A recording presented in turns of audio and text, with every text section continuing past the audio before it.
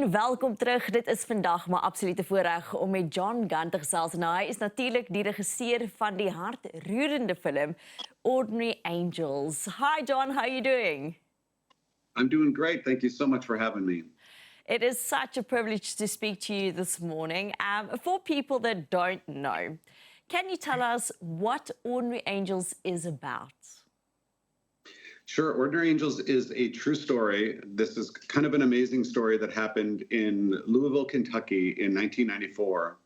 And it's set against the worst snowstorm in the history of Louisville. And it's about a father, a blue-collar working father whose son needs a liver transplant.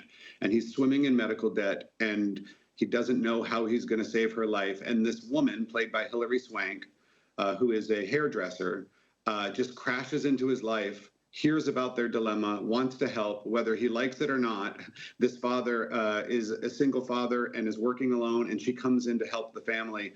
And when the time finally comes for the liver transplant, when it becomes available, it's the worst snowstorm in the history of the state. And this woman really is capable of moving mountains, but she rallies an entire community to carve a path through this storm to get this girl to the hospital to save her life.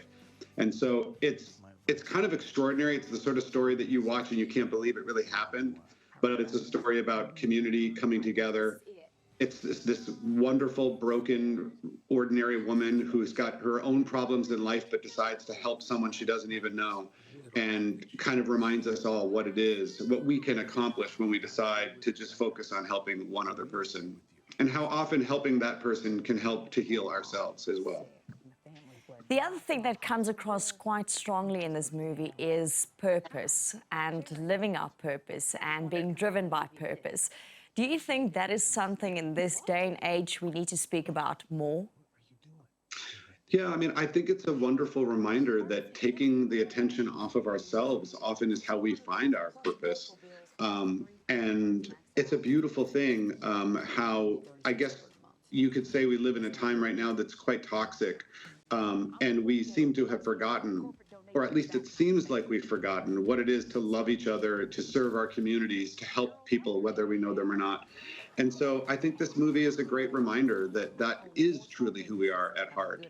And it's, you know, it's kind of reframing the narrative, I think, of how we can reach out, change the world one person at a time. This is not the first movie you've been involved with. You have done more recently, for example, Jesus Revolution, and that's just one of the many films that you have done. Why do you think Christian-based or faith-based films are so important? Well, you know, I think what we're always looking for in watching a film is something that we can relate to at a heart level. And to tell stories about things that have to do fundamentally with our values, with what we believe, with how we want to live our lives, with things that are encouraging and inspiring, they connect in a really primal level.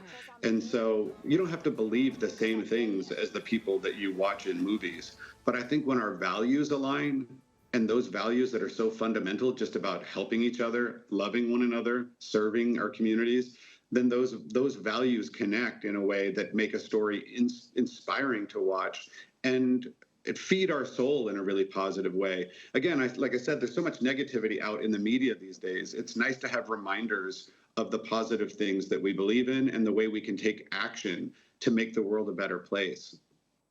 So I'm a firm believer that there is something every single day to be thankful for, and we just sometimes miss it. We're always looking for these grand gestures of miracles, but if we actually just stop to look, we'll see that there are a million miracles happening around us every single day, and definitely things that we need to be thankful for. And I think that's part of this. We are so good at saying, this is what I believe, but do we actually live our values?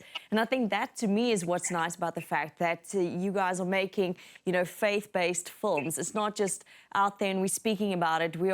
It's practical. We are seeing these films. We are seeing these films making a difference in people's lives. And I think that is why, to me, these kind of films are so important. Yeah, I agree. I mean, this really is a call to action kind of a film, you know, where you watch it and you realize, what can I do today to change one life? And, you don't have to be an extraordinary person or an accomplished person. You don't have to be a perfect person. This really is a story that reminds us that as broken as you are, and all of us are broken in our own ways, we shouldn't wait to be perfect before we take action to help others. And you don't have to do something that changes the lives of millions. You can look right outside your front door. You can find one person who has a need. You can do the smallest thing, whether it's to help someone to smile, whether it's to pay for someone's groceries, or just nod and say hello, reach out to someone in need.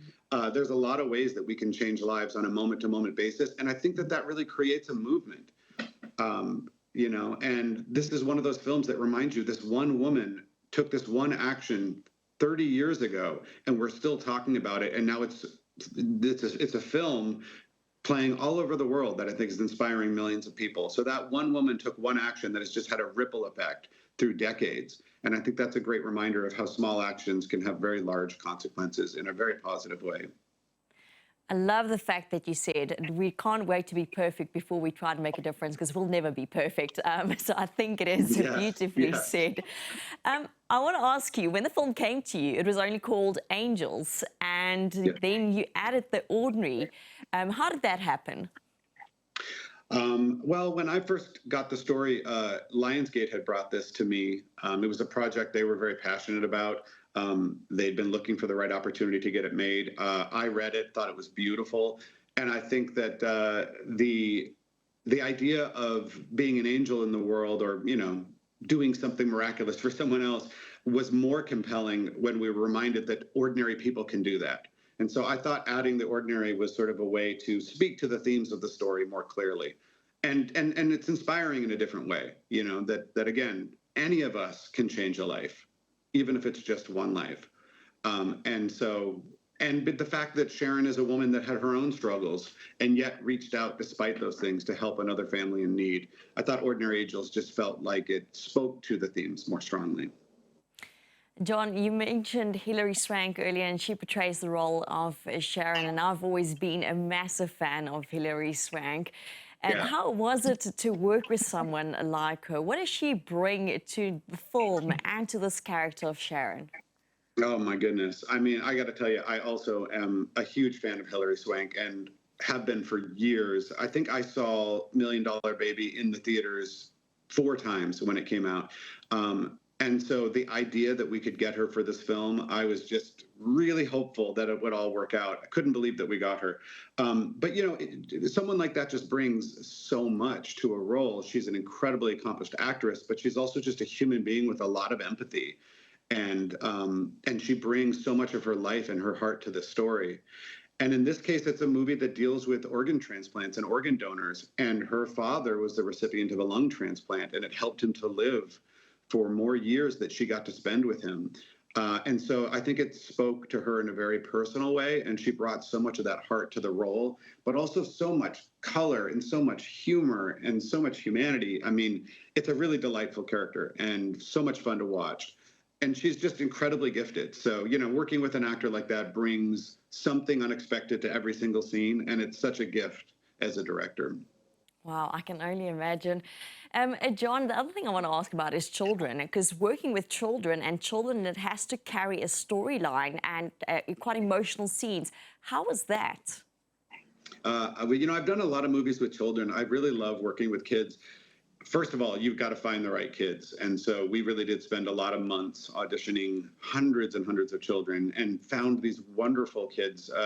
Little Michelle, Emily Mitchell plays her, and she was not even 6 years old, and unbelievable that she could carry a movie like this. We were so fortunate to find her charming and wise beyond her years and really gifted, and just lived in the moment in a really honest way. And then her big sister is played by Skywalker Hughes, who the moment I saw her audition, I was like, who is this girl that is so confident in front of the camera? And so the two of them brought so much to the table to begin with. And then I just really like working with kids and creating environments where they can behave very naturally in front of the camera and let their instincts, that they don't overthink things, right? And their instincts can just be very pure and really charming and really unexpected. And so I like to shoot a lot of takes. We roll the camera for a long time and just let them kind of behave the way they want to behave. And then you find the best moments. And so I was really pleased with how they brought so much heart and life and then created a family that felt really authentic. And they're just so sweet and adorable and but nuanced, you know, like I'm thrilled with how they came off. And Alan Richardson, their father, who I'm sure we're going to talk about, also brought so much to this household. You know, he's a great dad to them, but also an incredible actor and probably a very unexpected performance for people who are fans of things like Reacher.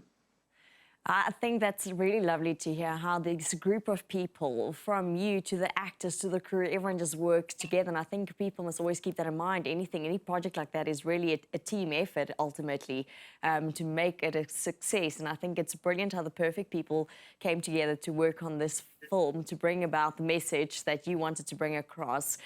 My question to you is, and it's a question I want to ask you to tell your South African audiences, why do they need to go watch this movie?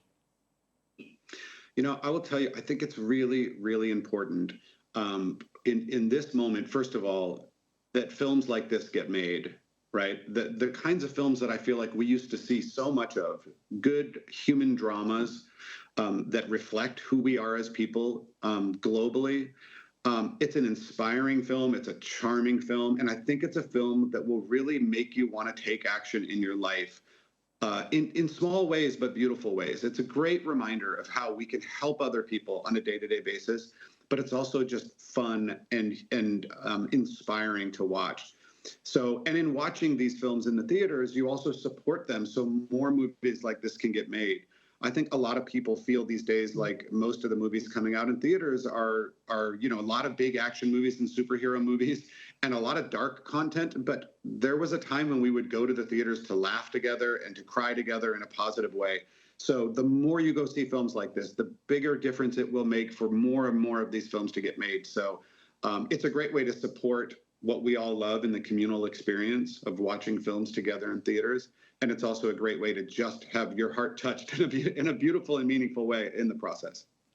Jon, I want to thank you not only for your time, for speaking to us today, but also for the fact that you guys made a film that a whole family can go and watch together and really does portray family values. And you know, it also inspires each of us, again, like you said, to know that each of us can make a difference. And like you said earlier, and I thought that was so beautiful, even if it sometimes is that you just say hi to someone. It really is the small moments and how we can make a difference. So thank you so much. It feels good in our heart. It feels good in your own heart, too, by the way. It's good for all of us. So thank you for having me. It's really been a pleasure. Thank you, Jon. Cheers. Cheers. Have a great day. Dit is natuurlik Jon Gunn, die regisseur van Ordinary Angels. Gaan doen jouself 'n guns en gaan kyk hierdie film en gaan maak 'n verskil in die gemeenskap waar jy gebaseer is.